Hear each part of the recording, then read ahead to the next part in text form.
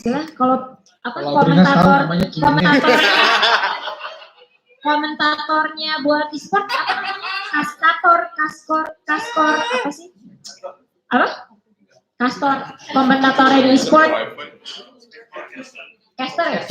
Caster. Itu dia bayarannya, itu masih kuliah loh dia, 2 digit loh. Dibayar caster tuh. Maksudnya sekali caster. Kan ditanya kan sama teman gue gitu. Kok lo gimana proses lo bisa menjadi sekarang jadi KOL si e-sport itu? Dia bilang gue pinter, terus di sekolah gue selalu 5 besar, ya walaupun dia nggak 8 sih. Maksudnya dia sekolah biasa, tapi dia selalu bisa maksudnya lu sekolah harus punya prestasi dong. Gue 5 besar, terus kenapa gue nggak bisa jadi gamer? Gitu. Jadi padahal menurut gue lu mungkin kalau dulu angkatan kita musisi kan ya. Musisi tuh lu jangan jadi musisi lah gitu. Karena musisi tuh nggak ada ininya. Akhirnya si orang tuanya bilang, ya pokoknya akhirnya dikasih. Atau misalkan dulu ada juga kasus kayak misalnya di angkatan kita gitu ya, gue nyelesain fakultas kedokteran gue karena emang tuntutan orang tuanya. Lalu setelah selesai, sarjananya dikasih, nih Pak, gue udah selesai kan ya, sarjana gue, sekarang gue menjadi fotografer, sekarang jadi fotografer gitu. Ada orang, bukan angkatan kita sih, senior. Cuma maksudnya apa? Artinya kan setidaknya dia mau menjalankan. So basically, tapi di satu sisi kalau kita memaksakan kehendak kita, kadang-kadang anak juga nggak senang. So bagaimana intervensinya? Kalau sekarang sih memang eksplorasi yang sebesar-besarnya, betul. Nanti setelah 11 atau 17 tahun setelah dia remaja, kita bisa bantu menguatkan apa yang mau kita putuskan kepada anak dengan misalkan tes minat bakat. Gitu. Misalnya kayak gue mau jadi apa? Oh kalau misalkan e-sport itu lo harus ngerti beberapa hal, lo kan harus bikin apa sih kayak strategi. Artinya kemampuan dia bikin sequencingnya tuh harus bagus misalnya apa ada mungkin ada ranahnya ya kalau di tes minat bakat setiap pekerjaan tuh berbeda. Nanti kita bisa ngarahin ke sana, kita bisa bilang, nah kalau buat aku kayak kamu belum bisa ini deh, aku tahu kamu suka tapi kita cobanya nanti ya karena menurut aku kepentingan kamu tuh ini di sini. Cuman ya namanya juga remaja akan rebel pasti dong, jadi nanti akhirnya misalkan emang iya ya udah lo jalanin yang lo suka tapi gue juga mau lo mencoba ini, jadi 2 hal yang dijalan, nanti lo bantu untuk create bagaimana anak ini bisa menjalani dua-duanya dengan baik dengan komitmennya. Dari situ kan kita bisa jalanin nih bahwa oh ternyata pilihan lo lebih oke, pilihan dia nggak oke, ya udah dari situ kayak jadi memang butuh proses sih gitu. Apakah cukup menjawab? Intervensinya itu sih kalau untuk saat ini sih memang karena usia-usia anak-anak kita masih di usia SD, memang eksplorasi sebanyak-banyaknya, pengalaman langsung dari situ. Dan dari situ pun kita bisa bantu anak eksplorasi dengan ya banyak bertanya, banyak observasi sih sama anak. Semoga cukup menjawab ya. Oke, makasih buat Karmel. Oke, ada yang mau bertanya lagi nggak? Masih banyak nggak nih yang mau nanya? Mamat dari tadi ngeliat nanya mulu di grup, sampai di sini diam. Ada Mini. Iya. Ayo.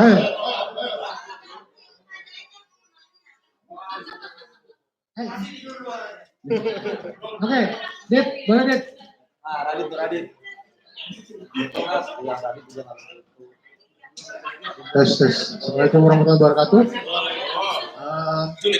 Tanyaanku buat Pail sih sebetulnya.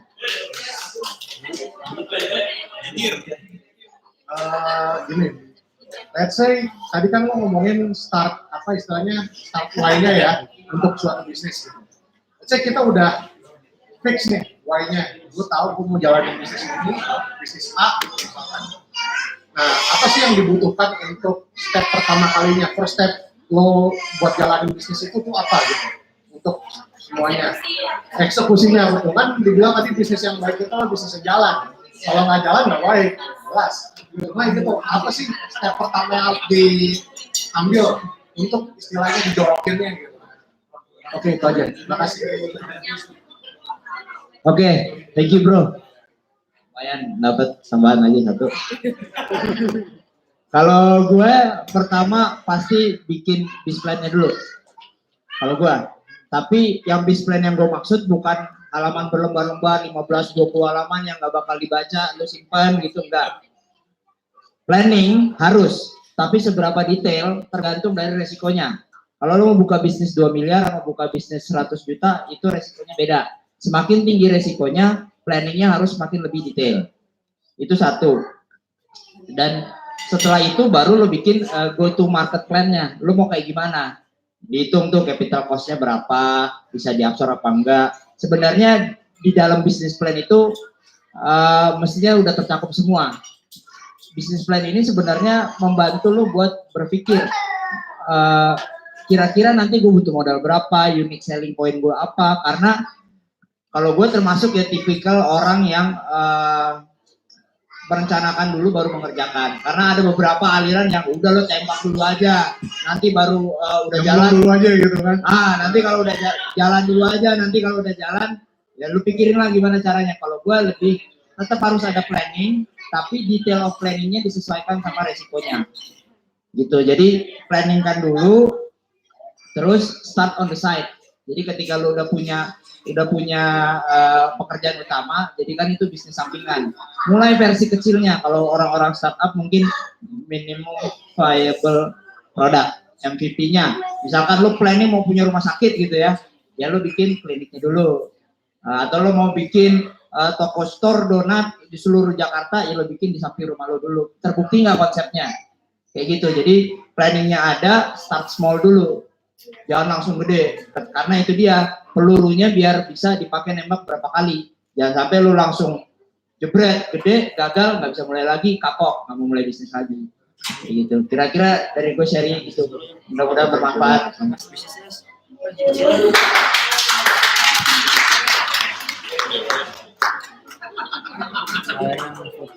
Tangan paling gede dapat hadiah.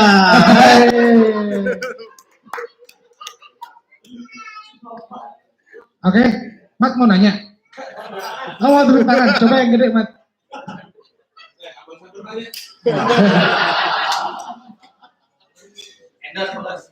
Oke, siapa lagi? Ada lagi yang mau nanya nih? Ngobrol, kita sambil ngobrol. Udah berapa kali nyoba-nyoba bikin? Ya, udah berapa kali, Il. Terus, gua mau nanya ya. Gua ngobrol nih. Nah, selama nanya ini ke Medi sama Pak Il ya. Karena mungkin kita pernah menghadapi masalah yang sama nih. Ketika lo udah punya orang, saya orangnya baru ya 10 atau 20 orang. Tapi biasanya kan kalau gue ya, lo ada satu backbone project gitu yang hidupin lo, terus lo mulai diversifikasi dari line bisnis lo. Nah ketika backbone lo itu bermasalah dengan prinsip lo gitu. Nah, gue kadang sih memang sampai sekarang masih bingung, gue harus milih ini gue habisin sekalian gak sesuai prinsip gue atau gue harus bertahan demi orang. Kadang gue selalu dilematis dengan hal itu gitu.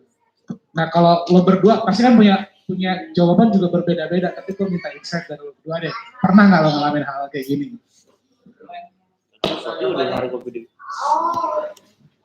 Jadi mungkin prinsip lo yang lo pegang sekarang apakah harus seperti itu? Lo tanya lagi. Ya kan? Nah, jadi misalnya contoh nih ya, gue nggak mau deal sama, gue susah sekali deal atau orang yang udah melanggar kesepakatan, tapi project itu jadi backbone gue gitu. Meanwhile kalau gue istilah katanya, udah kita selesainya kesepakatan kita, backbone atau revenue stream gue habis. Gue itu sampai sekarang tuh kadang suka, ya sampai hal-hal gitu lah. Dia melanggar kesepakatan tapi masih jalan. Masih jalan, which is gue harus ngalah gitu kan. Bukan ngalah sih, maksudnya kok Oh tadinya segini, ini ternyata kembalikannya segini, kayak gitu-gitu. Kayak gitu lah, men. Tapi kalau lo prinsipnya apa nih? Karena dia udah tidak sesuai. Lo nggak suka yang kurang integrity gitu lah. Ya, gue nggak terlalu suka dengan yang cara berpikir.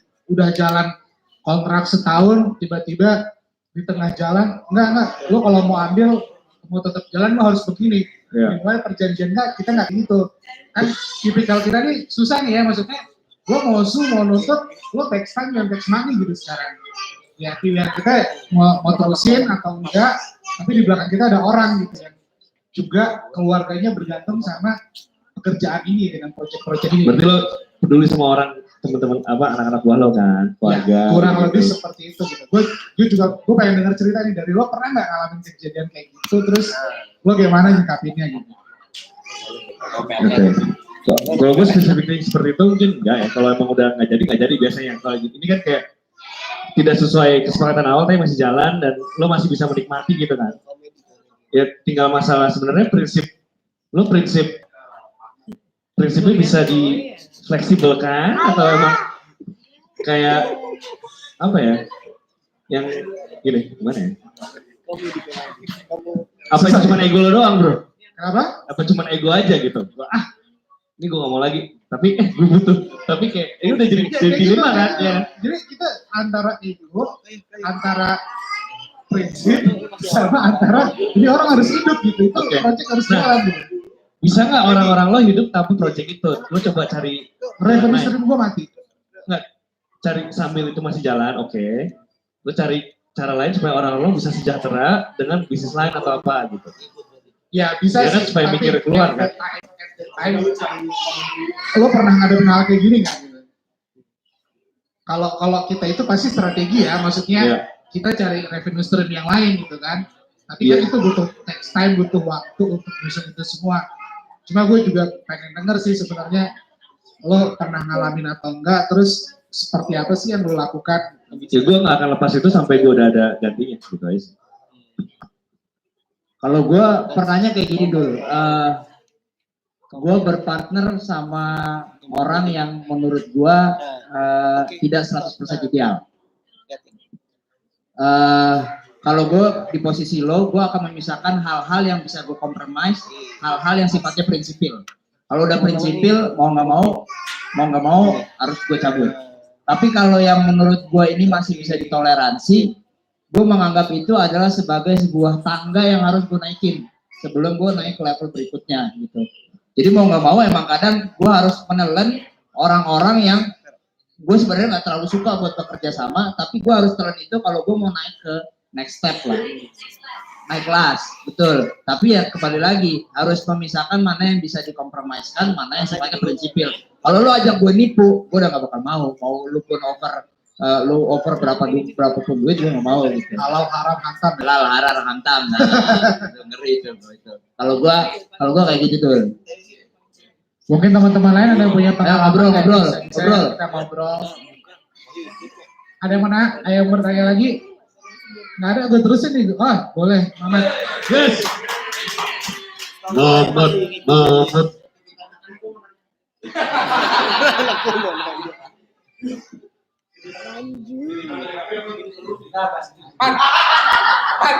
Lo berdiri, siap dua.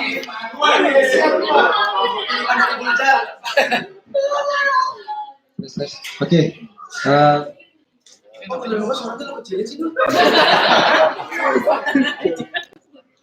Pertanyaannya buat Karmel. Oke, kan sejak punya anak kan baru gue. Terus gue tuh sering sosok dengerin radio atau sosok baca-baca. Beberapa yang gue sering dengar tuh kayak anak kita hidup di zaman yang beda dengan kita dulu dibesarkan gitu. Jadi ya kayak nggak bisa lah kalau kayak gue dibesarkan tuh di lingkungan yang emang orang timur, terus bokap gue emang otoriter gitu. Jadi, nah, maksud gue kalau pas denger atau baca kayak gitu, gue ngerti nih, oh ya udah berarti kita nggak bisa pakai cara yang sama kita dibesarkan nih. Tapi menurut gue cara yang gue dibesarkan itu udah proven nih hasilnya gue. Gitu.